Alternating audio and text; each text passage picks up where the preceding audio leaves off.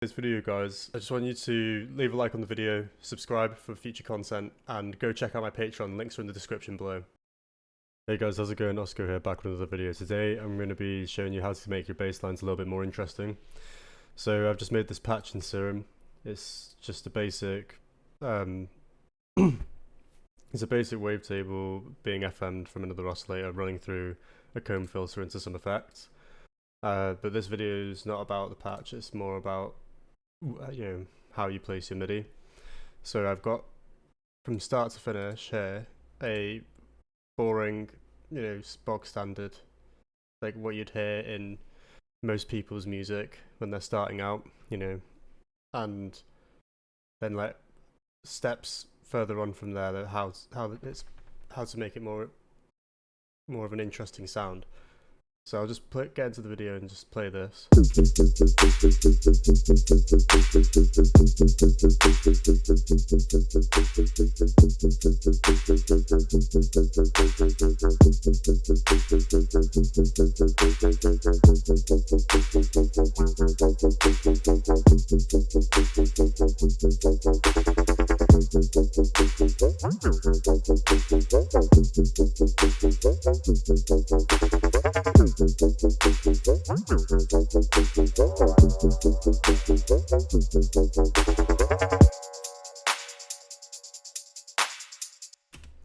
So basically what I've done here is just made a static bass, and then it goes up at the end to like sort of, signify that it's going to change, which is, probably what you'd see from someone after the first few months of producing, maybe to a year, depending on how quickly they learn. And then what I've done to make this slightly more interesting is in the automation, I've just moved the macro in here, which is set to the frequency on this EQ. So if we watch, we've got this modulating the EQ, so every time it's played it's sweeping through the spectrum, but then what this macro is doing is moving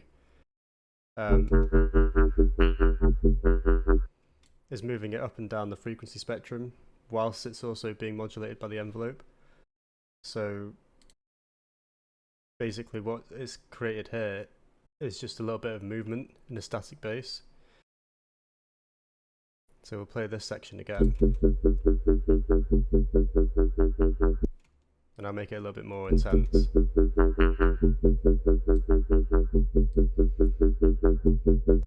Which is what I've done here in the second one. Now, what I also have done in this third piece here, I've mapped some more things to macros and moved it around. So what I've done for this one is mapped it to the resonance and the frequency of this comb filter, and on the one of every bar, I've moved it to a new position.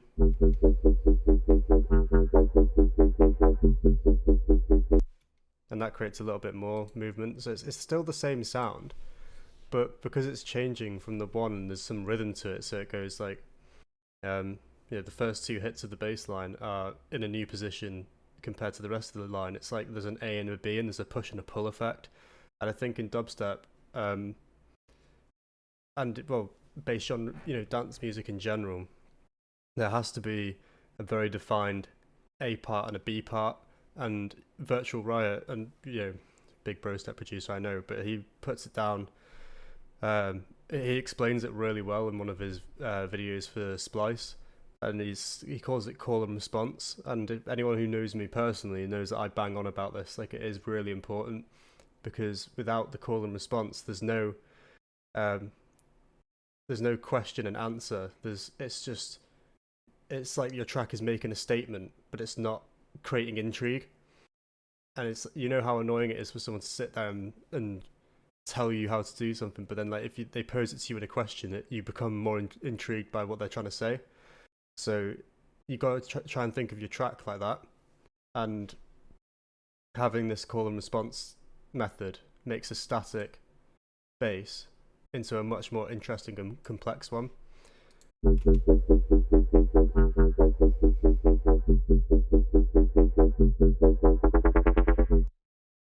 And then on the end, what I've done is increase the LFO speed, obviously, on the envelope. Now, besides automation, nothing changes from here on out. So now we're going to start introducing new notes. Now in this patch, I've made the patch mono and added some portamento of 150 milliseconds, so it creates some glides.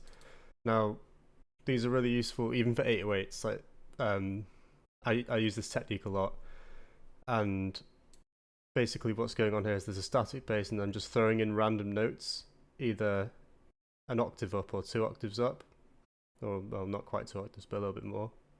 And basically this is just as long as you know a little bit of music theory and you know about fifths and thirds and stuff, you can create some cool effects with MIDI notes. But also Headland uses this, from what I've heard of his tracks, he uses this technique a lot where like he'll throw in random notes even off key, and it creates this like dissonance, like melancholic. Wow, can't even say the word. Melancholic. It just adds this whole like extra depth and weirdness to the sounds. So like these bass lines, which don't really have like that much tonality, it's just more of a sound being run through some filters and coming out with random frequencies. Like throwing them even off key can make some cool sounds.